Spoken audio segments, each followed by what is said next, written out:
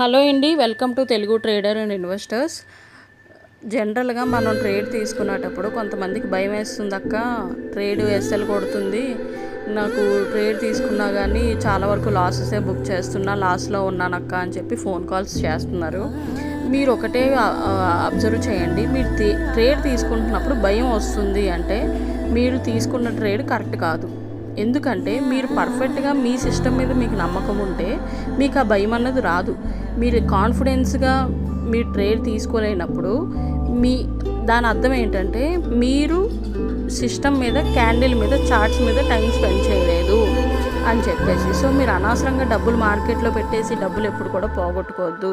నేను 6 years work చేస్తే నాకు అంటూ ఒక స్ట్రాటజీ అన్నది ఫిక్స్ అయింది. సో దేనికైనా టైం పడుతుందండి. ఎవరో ఏదో చెప్పారని వెంటనే కూడా మీ డబ్బులు పెట్టి ట్రేడింగ్ చేసి మనీ అయితే లాస్ అవ్వద్దు. సో నేనైతే నాకు చాలా ఇయర్స్ ఎంతో కష్టపడి నా అంతలు నేను ఓన్గా కోడింగ్ చేస్తే నాకు సక్సెస్ అయ్యింది. అదేవిధంగా ప్రతి ఒక్కరికి ఒక రోజు వస్తుంది. ఓకేనా? Thank you. Please like, share.